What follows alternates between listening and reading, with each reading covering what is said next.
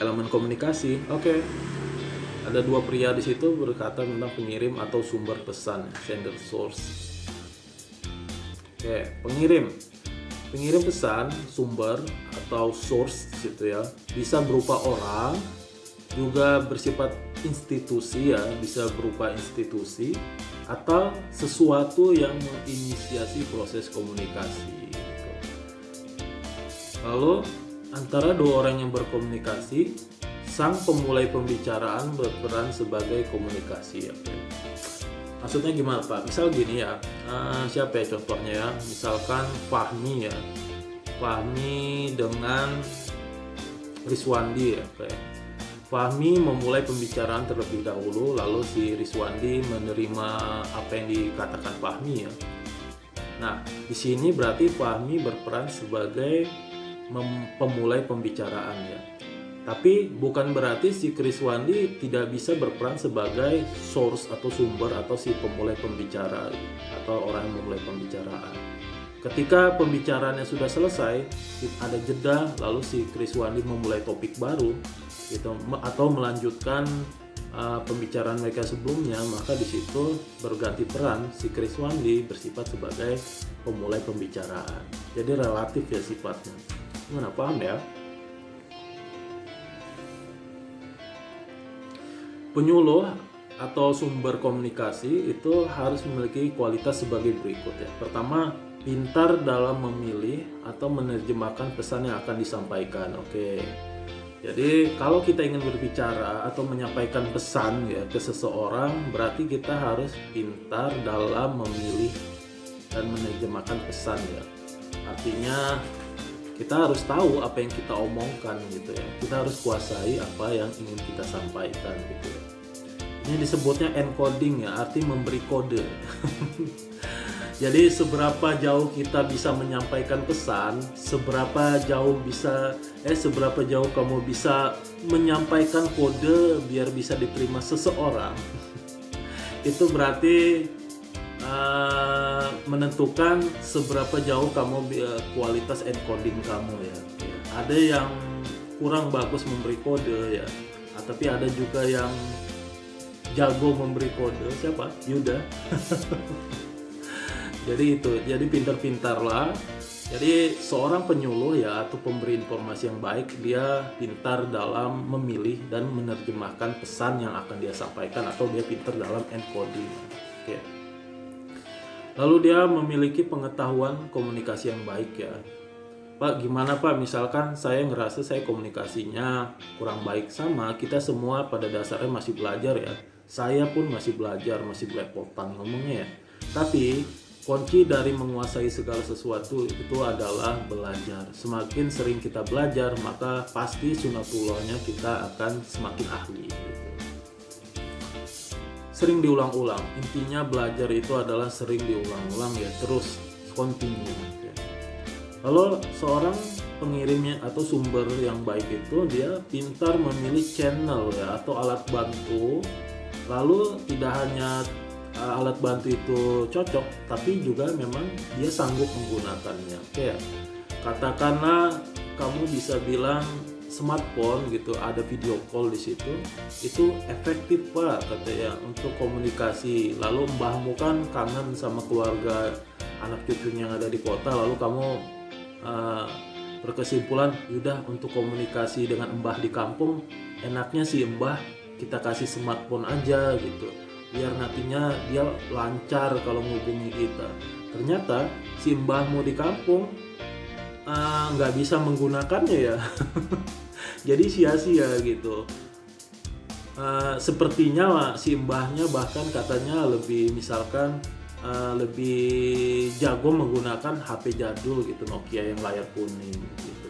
Di sini berarti kan media channel itu bukan berarti harus canggih segala macam, tapi juga adalah sesuatu yang bisa orang gunakan gitu ya. Jadi itu kuncinya, bisa kita gunakan, tidak hanya kita pilih kira-kira yang bagus, tapi harus bisa digunakan. Oke.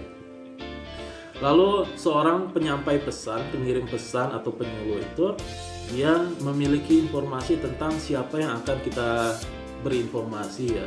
Jadi kita istilahnya tak kenal maka tak sayang ya. Jadi kalau tidak kenal biasanya akan berbeda ya kedekatannya dengan orang yang sudah kita kenal. Nah, kedekatan ini akan mempengaruhi efektivitas dari komunikasi gitu ya. Kalau kamu baru kenal mungkin ya bicaranya seadanya. Tapi kalau kamu sudah kenal lama, wah bisa ngobrol 5 jam, 10 jam tidak putus-putus, itu bisa. Kira-kira seperti itu. Paham ya? Lalu sumber yang baik atau pengirim pesan yang baik atau penyuluh yang baik itu mampu mengevaluasi respon atau feedback dari petani. Banyak orang yang bisa mengirimkan atau membicarakan sesuatu ya, misalkan dia pinter ngomong aja, tapi hanya sedikit yang bisa mendengarkan gitu ya. Jadi seorang penyuluh atau pengirim atau entertainer atau apa ya, misalkan contohnya itu kayak pembicara gitu ya, sebaiknya tidak hanya dia pintar ngomong, tapi juga harus pintar mendengarkan. Jadi kalau si pengirimnya tidak pintar mendengarkan, oke, mungkin kita bisa membuat seseorang tuh paham.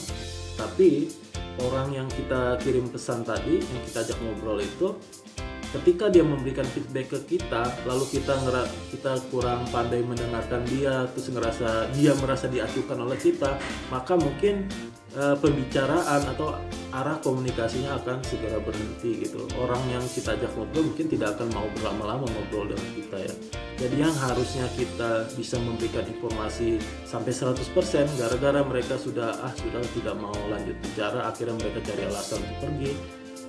Ya cuma 10% atau 20% sekitar itu ya, atau lebih sedikit lah, tidak sampai 100%, akhirnya komunikasinya terputus, kira-kira seperti itu. Lalu ya tadi sudah dibahas, mampu menjadi pendengar yang baik ya, sabar, oke. Lalu mampu mendeteksi kekurangan dalam berkomunikasi agar bisa dibenahi, oke. Misalkan kamu seorang profesor dokter dan lawan bicaramu itu adalah seorang petani yang awam gitu ya, soal kimia segala macam. Kamu harus pintar gitu ya, mendeteksi. Kalau orang seperti Bapak Tani, nggak mungkin kita akan ajak yang berbicaranya yang high gitu ya, yang tinggi, bahasa tingkat tinggi. Kita tentulah harus menggunakan ya kayak bahasa sehari-hari gitu ya, bahasa, memilih kata-kata yang bisa mereka mengerti gitu ya.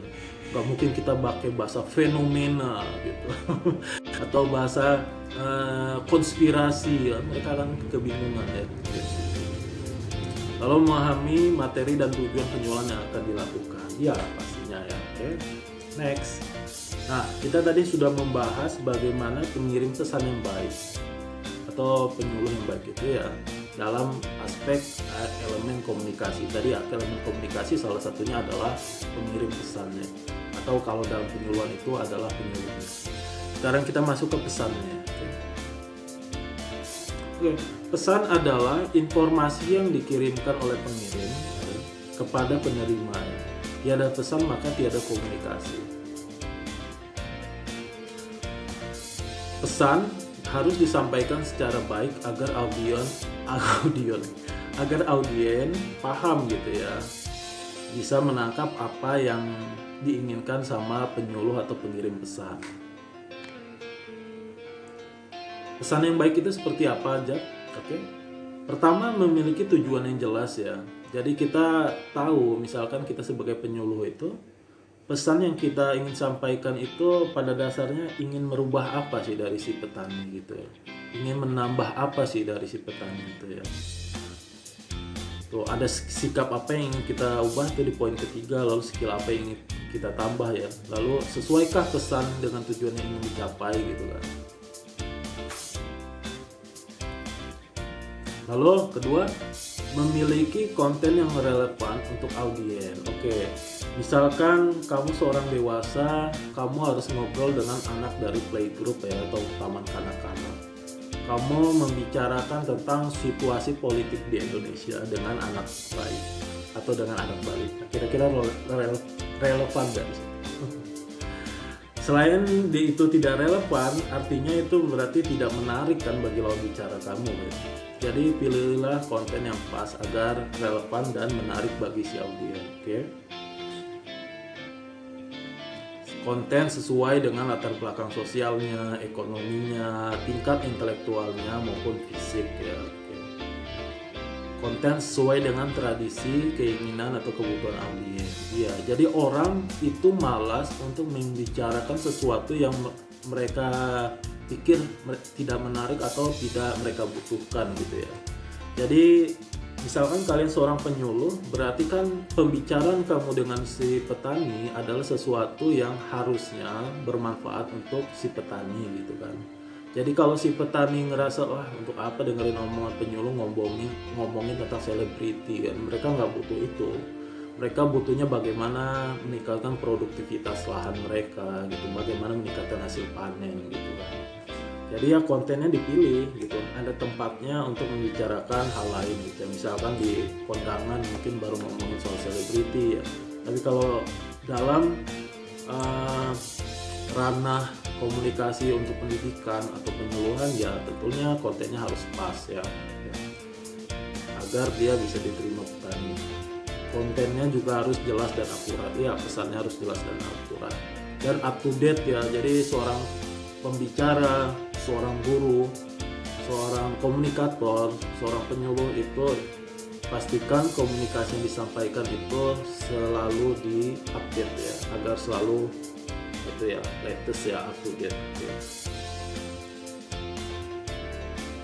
3. Pesan sebaik apapun, kalau dia penyampaiannya tidak baik, maka dia tidak akan bisa diterima ya dengan baik oleh si penerima ya. Bagaimana ciri-cirinya pesan yang tidak baik itu? Biasanya penerima pesan itu akan menjadi bosan ya. Dari kebosanan tersebut nantinya pesannya itu tidak bisa dipahami gitu ya. Nah Pak, bagaimana biar bisa lebih menarik? Oke, mungkin kita ada kekurangan di gaya bahasa kita ataupun kefluenan ya, maksudnya bagaimana cara apa ya namanya tuh, fluen itu bahasa Indonesia apa sih namanya, kelancaran gitu ya, berkomunikasi kita tuh kurang baik ya. Maka ya kita bisa akali dengan menggunakan channel ya atau media yang layak gitu. Jadi dibantu lah, misalnya kita nggak bisa menjelaskan sesuatu dengan kata-kata, mungkin kita bisa menunjukkannya dengan gambar gitu ya, dengan diagram, dengan patung, atau dengan contoh gitu ya. Ini loh Pak, contoh pestisida, daripada kamu menjelaskan pestisida itu seperti apa gitu. Ingat, intinya pesan sebaik apapun tidak bisa dipahami audiens bila cara penyampaiannya buruk.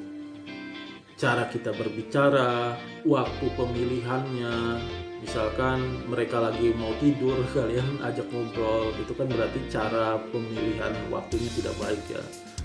Seperti itu, cara, tempat, waktu ya, terus alat yang digunakan untuk menyampaikan gitu ya. Pilihlah yang tepat.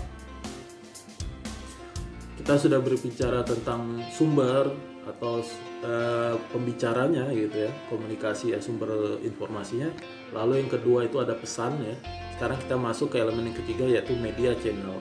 Nah, pada dasarnya media atau channel ini sudah kita bahas di sebelumnya, tapi konteksnya sebagai alat bantu penyuluhan ya. Nah, kita kan berbicara tentang komunikasi, maka yang namanya kayak alat bantu visual segala macam itu kita golongkan menjadi media, elemen komunikasi, yaitu media atau channel. Kita sudah banyak membahas ini ya, semoga kalian masih ingat. Oke. Ada visual ya, selain visual apa aja setelah itu?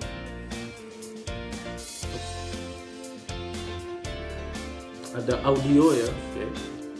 Media, ada media visual, ada media audio ya, ada juga tulisan ya, oke, teks, oke. Ada juga kombinasi, oke. Kalau visual dengan audio apa? Televisi ya, YouTube, video ya. Nah sekarang kalau audio dengan tulisan apa? Audio dengan tulisan itu ada audiobook. Pernah baca webtoon? Oke ya, terkadang ada tulisan komiknya lalu keluar suara gitu ya. Ada juga e-book yang kita bisa sentuh dia, kita perintahkan dia untuk mengeluarkan suara untuk kalimat-kalimat tertentu. Ada e-book yang seperti itu ya. Jadi itu seperti itu kombinasi antara visual, audio tulisan. Ini yang sering kita ulang-ulang nih, yang visual, seeing is believing. Saya rasa kalian sudah paham itu ya. Contohnya apa saja, terus kelebihannya, ya. Audio contohnya apa saja, terus bagaimana menggunakannya, itu ya. Tulisan kita juga udah bahas sebelumnya ya, oke. Lalu kombinasi ya audio, visual, tulisan ya. Video game ini menarik sekali. Seolah-olah kalau dalam keseharian kita hanya bersifat hiburan ya. Tapi dia sangat berpotensi sekali ya untuk komunikasi dalam dunia pendidikan ya, ataupun penyuluhan. Karena video game tidak sepenuhnya buruk. Terkadang ada video game yang ditujukan untuk edukasi ya, untuk mengedukasi anak-anak bagaimana cara bertani atau bagaimana cara melindungi lingkungan. Saya sering melihat itu. Tapi sayangnya memang jarang sekali dipakai ya, entah karena memang biaya pembuatannya mahal sehingga agak dilupakan. Tapi ini bagus sekali video game ini. Biasanya dipakainya di negara-negara maju ya, untuk pendidikan ataupun penyuluhan. Media channel, pertimbangannya bagaimana sih harga yang cocok dari media tersebut, jangan sampai kemahalan, tersedia atau tidak di lokasi kerja. Misalkan kalian memaksakan menggunakan proyektor ya, sedangkan di desa tempat kalian menyuluh atau bekerja tidak ada, untuk apa dipaksakan gitu ya. Panca indera apa yang akan dituju, misalnya pendengaran, penglihatan, penciuman, ataukah sentuhan gitu ya. Kalau demo masak tentunya tujuannya adalah indera pengecap ya. Kalau kita mau demo plot ataupun demonstrasi cara, kita mungkin lebih ke penglihatan ya. Okay. Adakah fasilitas pendukungnya, listrik, jaringan telepon dan lain-lain ya. Pastikan ini tersedia ya. Jangan sampai kita milih media tapi tidak bisa dinyalakan atau tidak bisa digunakan di tempat yang kita tuju. Pada dasarnya media itu gunanya untuk menarik ya, untuk menarik warga agar mau berkumpul ya. Jadi buat semenarik mungkin. Kalau video saya mah nggak ada apa-apanya dengan video kalian. Saya yakin kalian bisa ratusan kali lipat atau ribuan kali lipat lebih bagus dari video saya. Video saya mah terpaksa. Ayo jadi content creator.